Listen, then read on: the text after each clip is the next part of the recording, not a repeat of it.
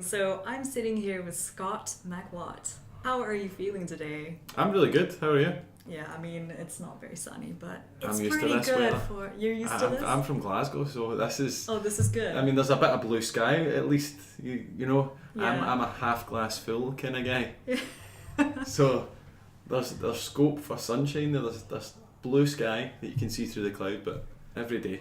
See, that's very poetic, and that's something I will get into We'll about get your into that. lyrics. Right, so I didn't get to hear you perform yet, but I did listen to your EP, The Mhm. Bar is a Beautiful Place, and I immensely enjoyed it. Thank you. And I understand that you actually have a much longer music history than just that EP. Yeah, I've spent loads of times in bands and sort of experiment with different sounds and just touring relentlessly and on different circuits and travelling and just playing music, being a general troubadour, so to speak. So it's Because, yeah, you did have, was it Jekyll and Hyde? Jekyll and Hyde. Yeah, that was kind of. It's one of those things like.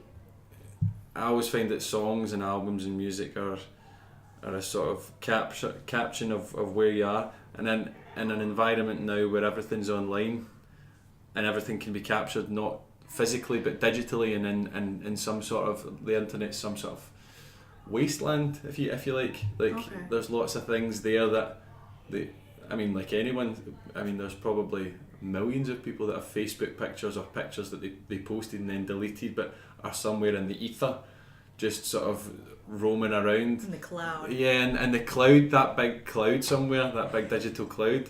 But yeah, I mean, I still play one of the songs off an album that I released called Akesh Dama, called Summertime. It's a bit different now. It's a bit more bluesy when we do it.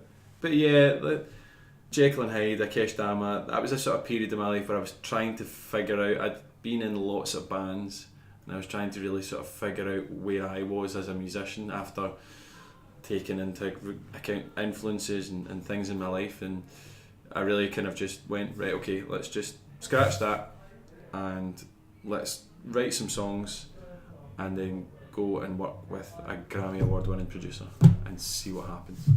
And clearly you've really found that sound. Yeah, I think so. I was really, really pleased with it, and it still, after a couple of years, it still holds its own. So I've gone into the new songs that I've been writing. It sort of holds its own, and when you come back to songs, I mean, some of the songs in that EP I haven't played until we came back out on this tour. I haven't played live, and you come back and you go, I love that. I remember the feeling. I remember where I was when I wrote a certain song, where I was personally, where I was physically, and you can sort of picture. There's a song called Everything Round Here, and I was at my mum's old house, and there's a line, and it's sometimes I stare up at the stars, sometimes I wish on passing cars, sometimes I can sleep the whole night through, and that line was, she used to have this sort of small room in her house, and when I would stay there, I would sleep in that room, and I was just sitting one night late at night, and she would live right next to, it was a flat right next to a really main road, so at night you would just hear one or two cars, and you would just hear it was very, very sort of cathartic, if you will, and the stars would be out, or sometimes it'd be rain, and the cars would go by, and it would just be one of those things, and the next minute I would wake up and then it would be morning, so it would be just one of those things. So yeah, that's kind of that transitional period. And speaking of catharsis, clearly songwriting has been something of an outlet for you, and your words are so reminiscent of some kind of like modern classical literature with like the dialogue and the vivid imagery, and I just wanted to like get your input about, would you be doing writing or something if you weren't a musician? Yeah, probably. I do quite a lot of writing. I've not really. I'm quite an impatient person, so there's like elements. There's probably stories on my laptop and things that I've never sort of put to anything. I think eventually, as you get older, you find more time to maybe do that sort of writing. I look at songwriting as little short stories, because I love ever since I've been really young, I've always been a sort of entertainer. I've always been the crowd, so it's trying to. I think that that balance in me of wanting to be the entertainer and perform along with the actual writing process, Right. but it kind of came hand in hand. So that was an easy way to write these stories and let them progress, but it's just sort of short bursts, so it's easier to get them out. And I suppose I'm a millennial still, so I still need that sort of, in a sense, that instant gratification, because I've grown up with, you know, the evolution of the mobile phone and things like that. So it's that instantaneous sort of, write a story, do you want to hear it? Yeah. And I get to perform it as well. It's amazing. Yeah, it's quite a cool thing. It's like a very delicate craft. Yeah, and you know, these things they change over time, they evolve.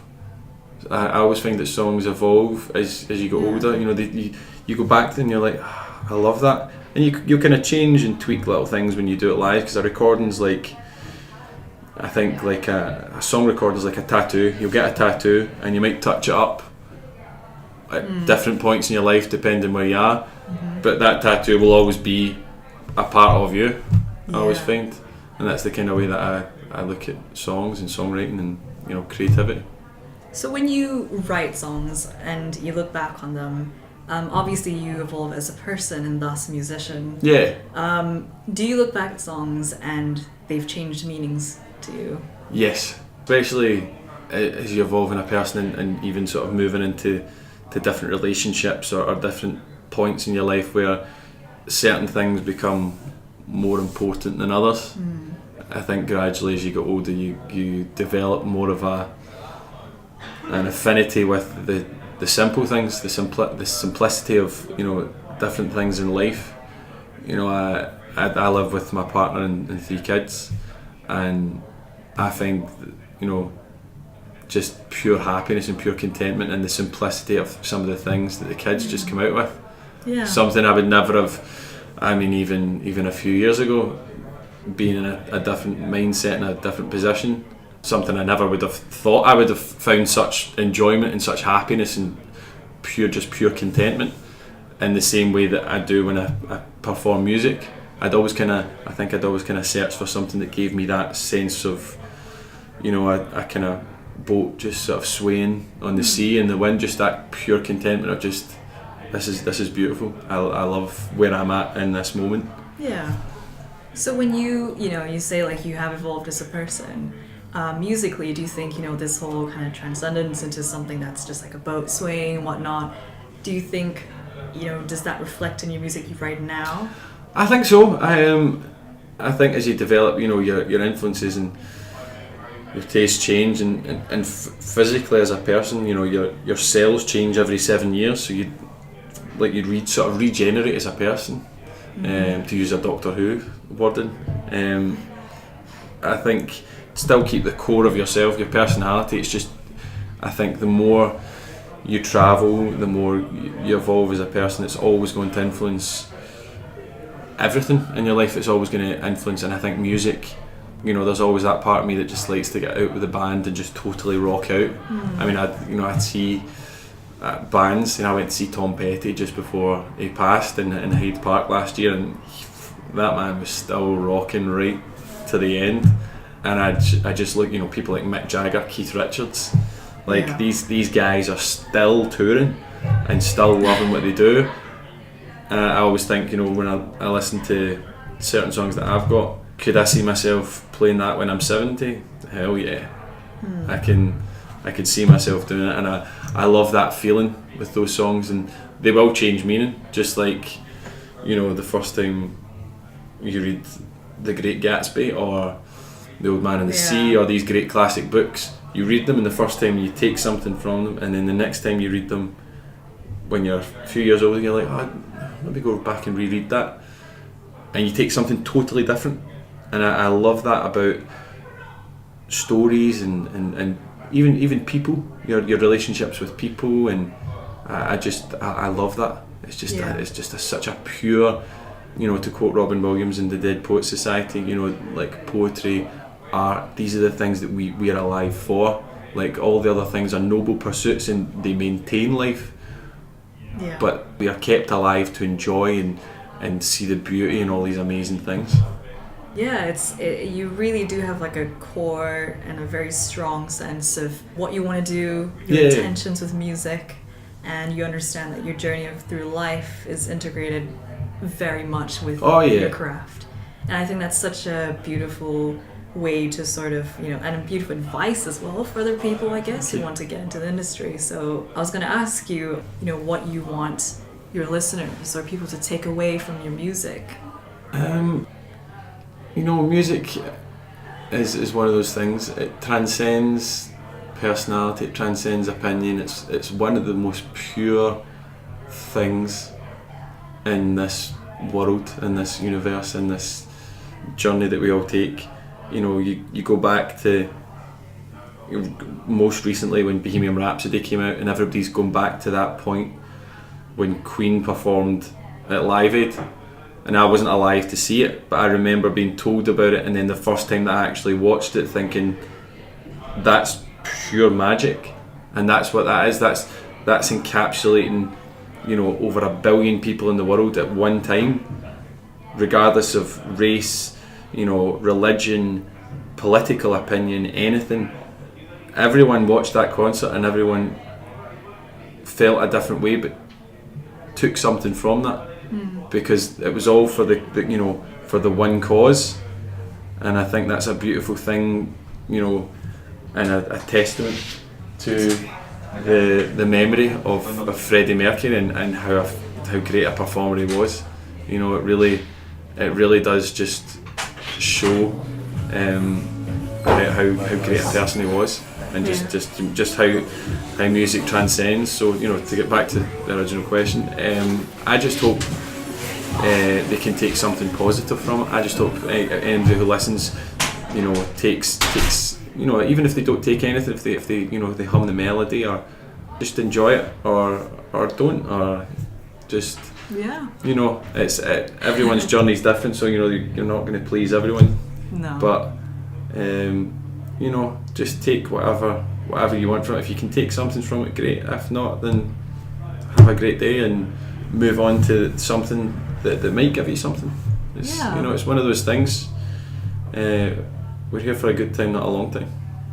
Yeah, and that's perfect, because I think the cool thing about connecting with people through your music, I think the best thing is that everyone comes away with a different interpretation, like you said. Yeah. And that's like awesome, because everyone is different, and you relate that. But it is coming to a close, this interview. Yeah. Before you go, I have one question, because you did mention Great Gatsby. Yes. I was wondering, what is your take on Jay Gatsby? I think Jay Gatsby, and the thing is, the one thing I did take from that, because I can see a lot of myself in Jay Gatsby, and I think any person aspiring to be something, in life and in music or unrequited love, it's sort of really, that book transcends time as well. That could be written and based at any time, and the girl chooses to go with the husband that's still rich, that's safe, it's she knows it, but he's aspired and done all these things for her, and in the end is punished for something she did. But I think I come from a place outside Glasgow, and I won't go too much into my background, but I think Jay Gatsby is the ultimate icon for any sort of tragedy and aspirations for anyone coming from something to want to be something. I just love the moment when Leonardo DiCaprio, because I don't think anybody else could have played him. Yeah. And he turns to Tobey Maguire in the film, and he says, "You can't repeat the past. You can't repeat the past." And he says, "Old sport, my life has to go like this. It has to keep going up." And I kind of feel everyone, if you're positive about and you want to achieve something, you're always looking how to keep moving up. Yeah. I think it goes back to talking about pure happiness, pure contentment, filling your life with people you love and things you love, and enjoying the memories, enjoying the moments, but just keep moving forward and keep moving up. Don't let yourself be brought down. Because the world, it's a hard mean place at times, but if you keep just keep moving up away from, you know, when it's dragging you down, then, you know, you'll always, you know, find some sort of hope somewhere. Yeah. Amazing. Well, hopefully you're not going to be dragged down. Yeah. But I don't think you're either going up. I think you've reached a place where you're perfectly content and you're satisfied. And you're actually fulfilled. So I think that's the best place to be. And thank you so much for this No, thank interview. you very much for having me. I really appreciate it, Holly. It was great to meet you. Thank you.